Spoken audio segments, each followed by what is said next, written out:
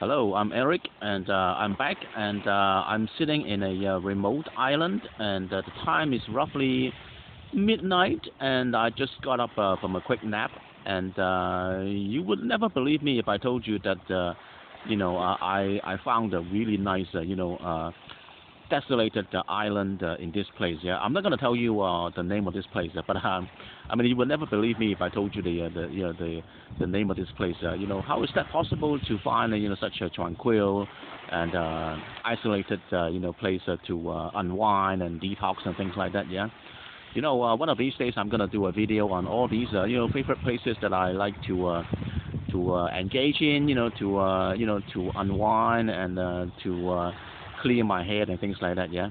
But before we do that, we have to get back to some of the dirty tricks in finance. Yeah.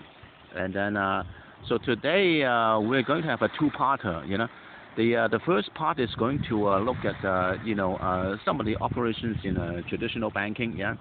But before that, I want to tell you the objective of this two-parter is to tell you that, in my opinion, crypto lending platforms, like DeFi, decentralized finance, is absolutely evil.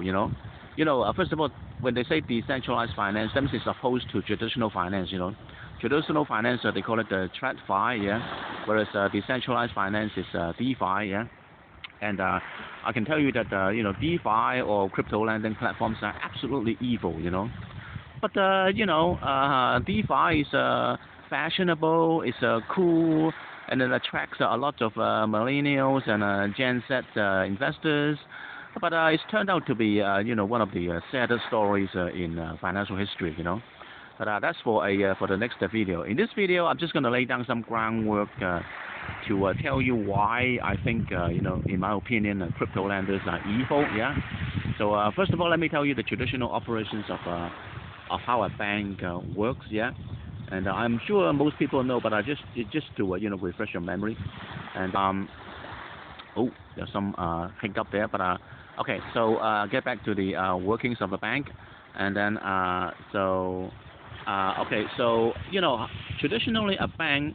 How a bank does business is, well, first of all, a bank has to obtain a license first, yeah, and then it will go out and solicit deposits, money from depositors, and then they will add a little bit of money of their own, yeah, for example, 8% capital.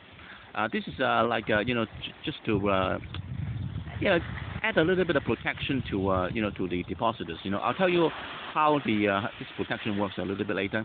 But first of all, the bank will get deposits from the depositors, and then they will add, for example, 8% capital.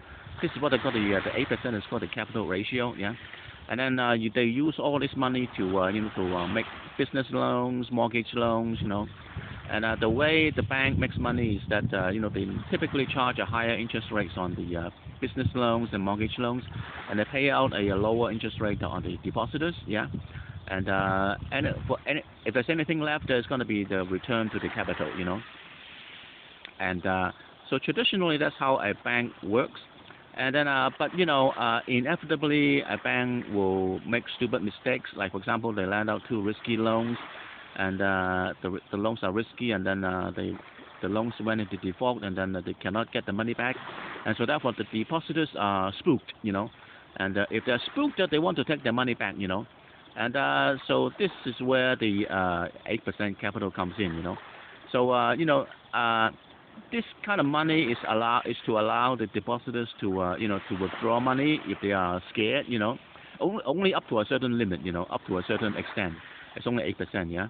So therefore, if not too many depositors are spooked, maybe some of them, not all of them, but some of them are spooked and they want to take their money back, and that's okay, that is what this 8% capital is for, And so once those depositors get their money back, then the other depositors will stay calm, and then that will prevent a bank run, And then in most countries, the depositors are even protected by government insurance, Like for example, in the U.S., they have an FDIC.